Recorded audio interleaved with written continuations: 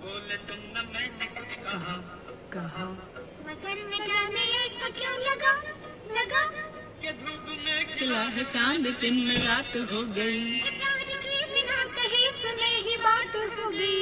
बोल तुम न मैंने कुछ कहा कहा मगर न जाने ऐसा क्यों लगा लगा धूप में खिला है चांद दिन में रात हो गई, कि प्यार के बिना कहे सुने ही बात हो गई।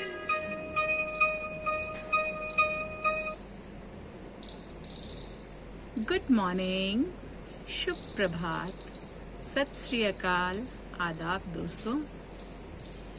मंगलवार का दिन मंगलमय हो आप सबके लिए, ये मेरी दिल से तमन्ना है। खुश रहें सब, मुस्कुराते रहें।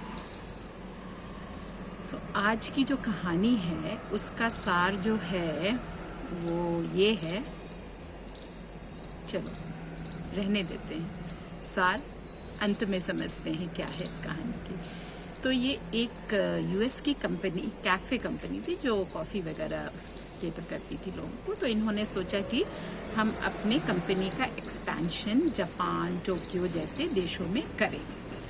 और एक्सपेंशन करने के पहले उन्होंने एक्सपर्ट्स को, कंसल्टेंट्स को हायर किया और उन लोगों ने एक रिपोर्ट बनाई। अच्छी खासी रकम उन्होंने लिया, अच्छी खासी मोटी फाइल्स तैयार करके दी और उन्होंने उसमें इनको सजेशन दी इस कंपनी को कि इन शहरों में खोलना तो मतलब बिजनेस का बिल्कुल अंत करना है, मतलब वहां चलने का कोई सवाल ही पैदा नहीं होगा। तो वहां पे ये बिजनेस ना खोला जाए, और क्यों ना खोला जाए उसके सारे रीजंस उन्होंने दिए। उनको पेमेंट दे दी गई और उनको बोला गया भाई साहब आप लोग यहाँ से दफा होइए।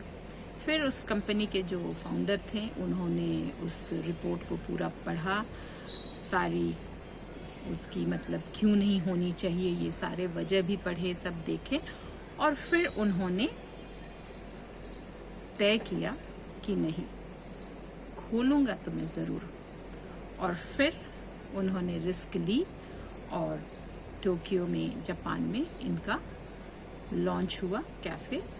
और उन्होंने जो देखा, उनको लग रहा था कि मतलब मुश्किल से 2-4 लोग ही आएंगे जिस दिन ओपनिंग का दिन है, लेकिन टू हिज अटर सरप्राइज उन्होंने क्या देखा कि कम से कम 100 लोगों की लाइन लगी हुई है। और जो पहला कस्टमर उनका था वो था एक कॉलेज गोइंग बॉय। और जब उसने सबसे पहला कॉफ़ी ऑर्डर किया तो इस कैफ़े कंपनी के मालिक जो फाउंडर थे उनको यकीन हो गया कि जो उनकी बिजनेस है it's going to reach the sky heights, बहुत तरक्की करने वाली है इनकी कंपनी, बहुत आगे जाने वाली है। और उन्होंने मेहनत करी और आज उनकी कंपनी सारे देशों में है और बहुत अच्छा कर रही है।